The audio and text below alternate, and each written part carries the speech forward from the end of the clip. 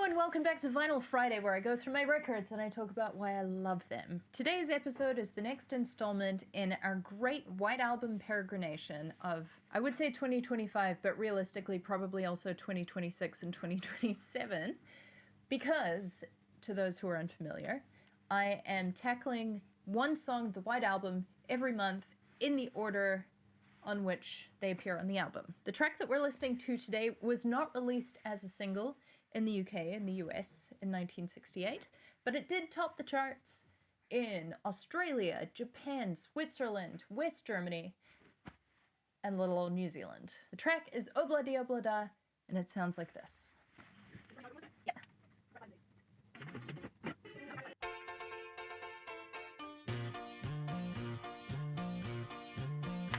I love that transition too, like the sequencing on this album is exquisite. But that transition from the end of Glass Onion, which is maudlin, no, morose,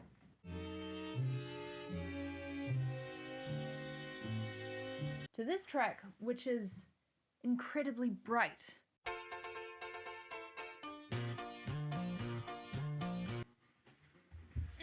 One day, I'm gonna build myself a little cabinet so that I don't have to reach across the entire machine to access the volume control.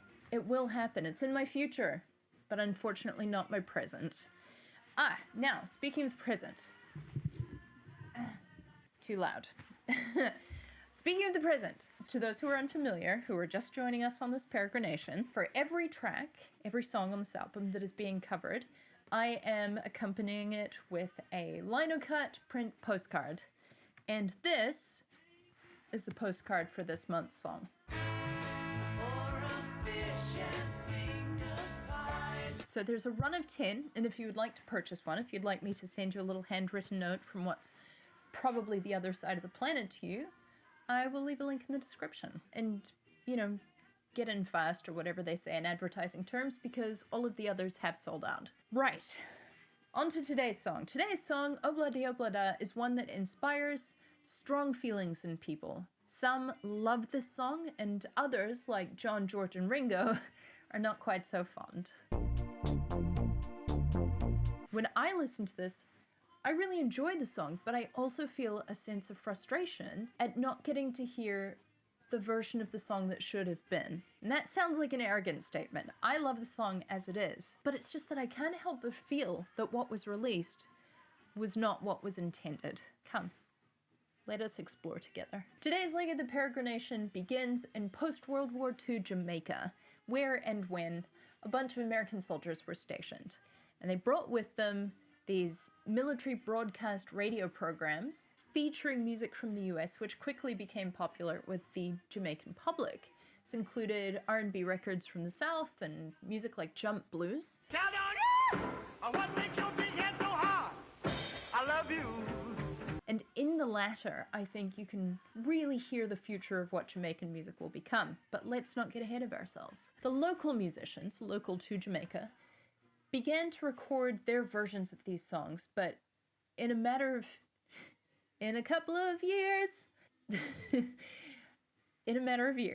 this had morphed into something that was more distinctly and uniquely Jamaican. And this evolved form of music, not evolved form of music generally, but of this Jamaican hybrid, came to be known as ska, now known to be the ancestor of other genres like rocksteady and reggae. Now let's turn our sights back to the UK. In the summer of 1967, when Sgt. Pepper's was in its heyday, the summer of love, as they say, a Jamaican ska musician named Desmond Dekker released a track called 007, parenthetical, Shantytown.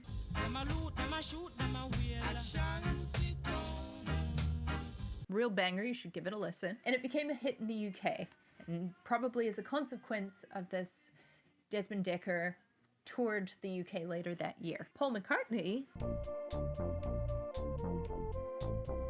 was a man who had a finely tuned ear to what was happening in popular music. I go into a lot more detail about that in an episode from last year's Revolver track by track series, and you can watch that here. In any case, given this quality in this man, Paul McCartney, of the Beatles, as opposed to all the other Paul McCartneys. It's important that we make these distinctions, folks. I've forgotten where I started this sentence. In any case, Paul McCartney was clearly aware of Desmond Dekker and his hit when he began to write this little ditty in Rishikesh, India, where the Beatles were having their little ashram retreat moment. The song featured a character named Desmond, and it would go on to become Obla Di Obla Da. As a total side note, this is one of the songs that Prudence Farrow, of Dear Prudence fame, remembers the Beatles singing to her in an attempt to entice her out of her room when she was not coming out to play. And that adds nothing to today's story, but I felt that I needed to include that little detail, and if not now, then when? When? The Beatles return to the UK, they record a version of this for the eShare demos, and they add it to the roster of tracks that they begin working on for their upcoming album. And as with other songs, like Got to Get You Into My Life, Paul took something that he had heard on the radio and thought, I'm gonna give that a go myself. It turns out that Desmond's name and the genre of ska generally were not the only things that Paul McCartney would borrow in the making of this song. There was a Nigerian conga player in London who went by Jimmy Scott. He had this little audience interaction bit that he would do in his live set, where he would say, Obla Di, his audience would reply, Obla Da, and he would conclude, life goes on.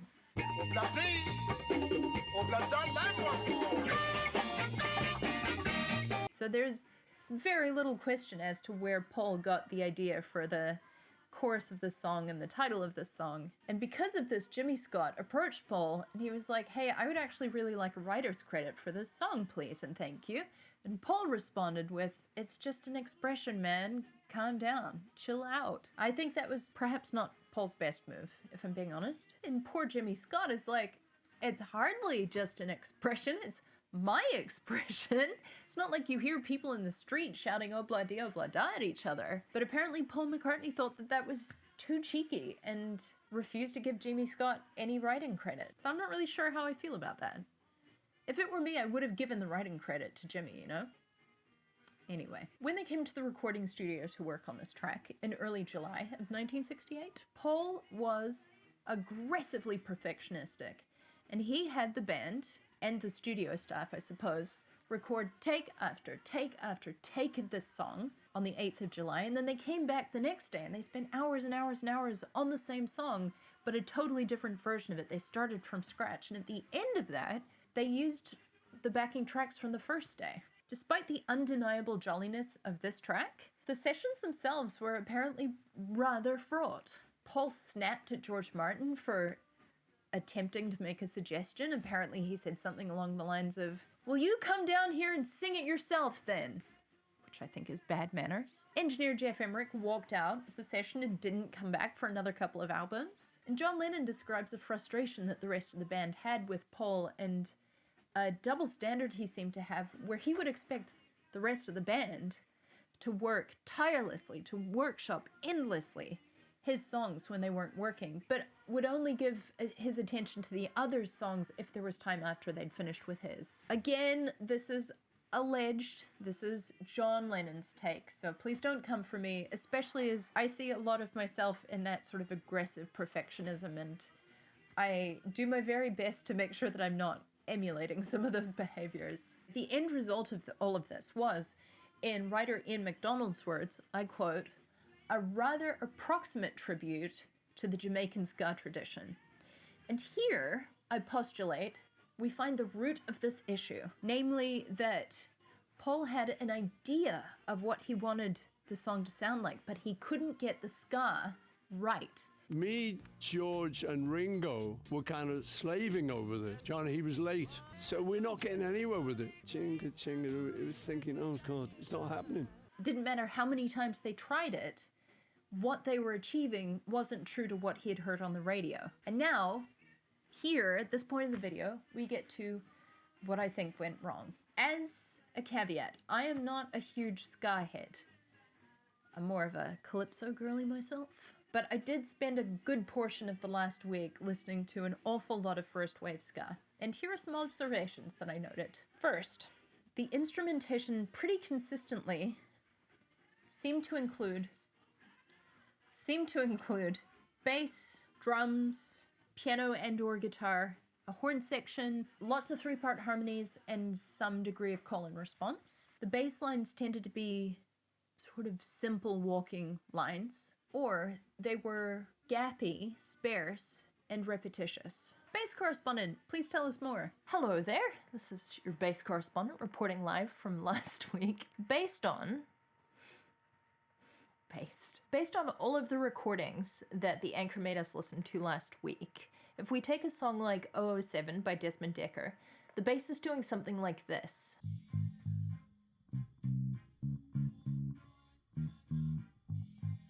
Whereas on Obla Di Obla Da, Paul is playing this perfectly charming but very busy part that sounds more like this.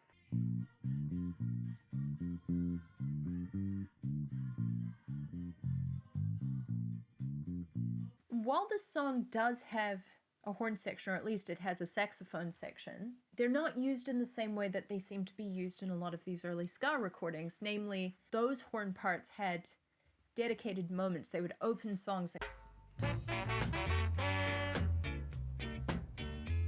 would have some sort of a lead line. They would respond to the lead vocal.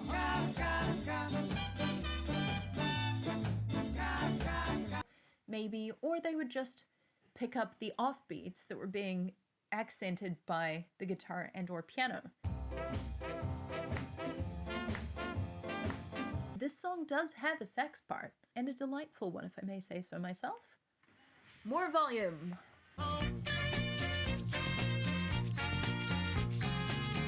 But apart from that call and response moment, there actually isn't that much saxophone on the track, and it only reappears at the very end as almost like an afterthought. It's behind everyone else, which is a pity because it's actually a great part.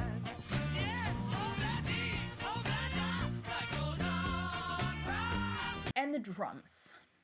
Critically, in the ska music that I listened to, and the few videos I watched of people explaining how ska drums are played, the kick is always on the 2 and 4, not the 1 and 3. Drum correspondent, you're up! Okay, pals, it's your drum correspondent.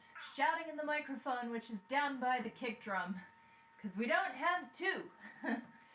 Here's what I've learned. In ska music, first wave anyway, we listened to a lot of it this week, the kick doesn't come in on the 1. So if you've got 1, 2, 3, 4, that's what you would find in regular, good old-fashioned rock and roll. But in ska, that comes in on the 2 and the 4. So 1, 2, 3, 4, 1, 2, 3, 4. Add to that a hi-hat, which is basically doing the inverse of what it might do in rock and roll music. So it's closing on that same 2 and 4 and is otherwise open. 1, 2, 3, and 4. 2 and 4. Whereas in rock and roll music, you might have something more like.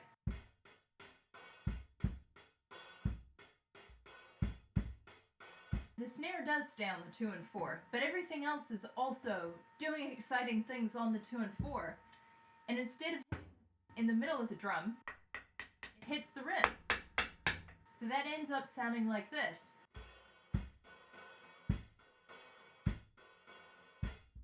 By contrast, what Ringo is doing on this track is something more like.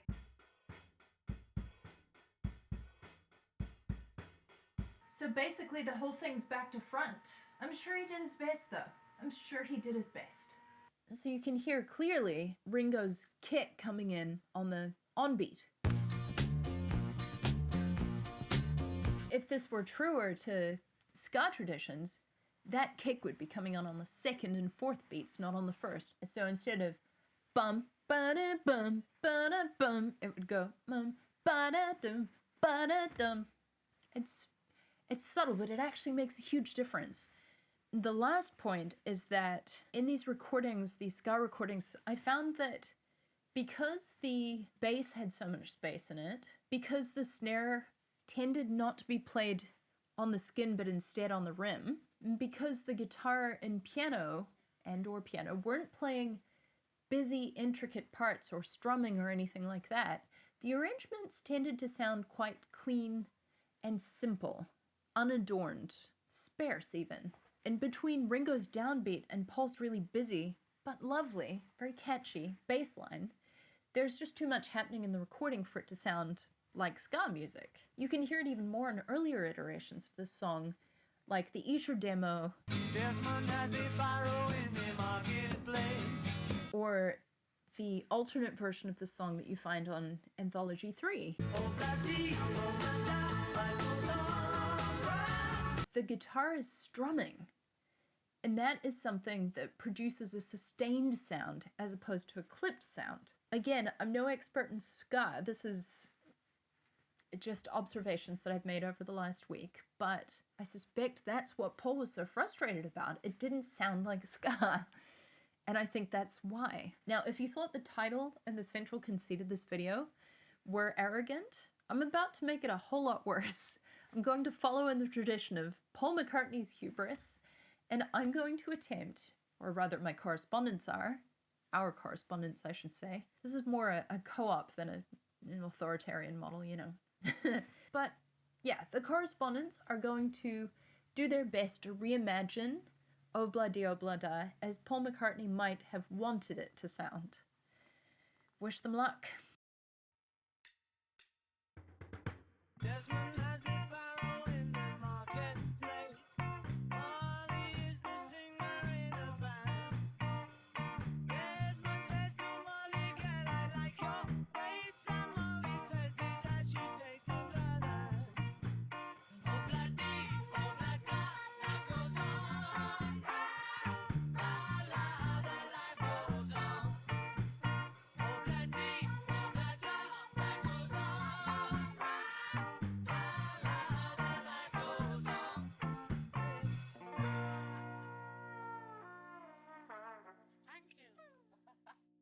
So, let's talk about what they got right. You know, we don't only want to talk about what they didn't get right. That's not what this channel is for. This channel is about celebrating and enjoying music. So what did they get right? They got the sax section right, in that there is some variation on a horn section on the recording. That does seem to be pretty important. They got the harmonies right, especially in that first chorus. Sorry, second chorus. They kind of got the messaging right. A lot of the ska that I listened to fell into a couple of categories. Either it was like a moralistic cautionary tale about something that happened to somebody who is misbehaving. Rudeness and gun is the talk of this town. Kids going to jail, etc. Or it was some sort of general life advice, some sort of broad wisdom, philosophy. You can get it if you really want, but you must try. And so I guess in that sense, the Life Goes On does capture some of that, even if Paul didn't come up with it himself. But it is, I think, John Lennon, ironically, who rescued the feel of the song. And John comes in to the studio. He says, "What are you doing?" I say, "Obla Di." He goes, "Oh, that one." And then he marched over to the piano, hammered out that intro. And we all fall in behind him and go, yes, that's what it needed, that. Ding, ding, ding, ding, ding, ding. That emphasis on the offbeats that we talked about earlier. That. Ding, ding, ding, ding, ding, ding. It kicked the song into a new gear, a higher gear. It reemerged as this energetic, rollicking piece with the gaps in approximately the right places, kind of. I'll do my best here. If this is the downbeat, this is what the piano is doing. I do my very best with these silly interpretive dances, but alas, it was not my lot in life to be a dancer. It was my sister's, but not mine. So to conclude, the good news is Paul McCartney did get it right in the end, just not with the Beatles. If you listen to a song like Sea Moon,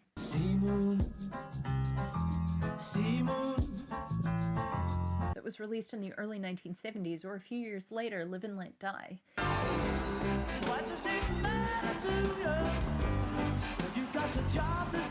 You can hear Paul McCartney successfully borrowing from those Jamaican musical traditions that he came to so love and admire. And it features all of the missing ingredients that he'd failed to include on Obla Di Obla Da. And again, I would like to point out that I do love this song as it stands. I love how happy it is. I love the charming little story of two people falling in love and starting a family and building a home together. Despite everything that I read about how frustrated the others were with the song, I do love how silly John Lennon is on it. I love the incredibly aggressive introduction.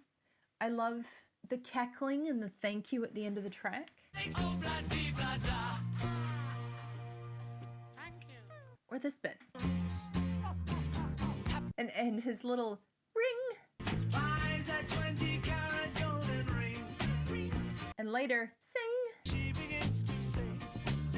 I love this song as it is. And I have to say, I think some of the Beatles' best work came from them failing to emulate the work of someone else. Luckily for us. And that's it from me. If you enjoyed this episode or you would like to support any of the weird things I do, I'll leave a link in the description to my Buy Me a Coffee page where you are most welcome to make a donation if you wish, but no pressure, friends. If you want to buy a postcard, that's the place to do it as well, but again, I'll leave a link in the description that will make it easier to find. Thank you so much to everybody who has made a donation or signed up as a member or bought a postcard. I was saying to my dad last night that if I didn't have the Buy Me a Coffee, I would almost certainly still be doing this, but I probably wouldn't put as much into it as I do. I wouldn't have the resources to do a lot of the things I do. So, you know, thank you very much for sponsoring this week's episode. I hope you liked it. If you're curious about what any of my original music sounds like, I'll leave a link in the description to that as well. And there will be more of it soon because my band has just wrapped recording our next album, which will be coming out in October. Yay! Otherwise, thanks for hanging out with me. I'll see you here next week. Have a great weekend! Oh, before I forget, this song had a line that just flummoxed me as a kid, and it's the beginning of the second verse. Desmond takes a trolley to the jeweler's store, buys a 20-carat golden ring. The first problem was that I didn't know what a trolley was, so I assumed they meant a supermarket trolley. Desmond's in a supermarket trolley. Second issue was that I misheard the line jeweler's store and thought he was saying Dulux store. Bring your home to life with Dulux. So for years, I went around thinking that Desmond traveled around in a supermarket cart, trying to find the paint store so that he could buy a ring for 20 carats.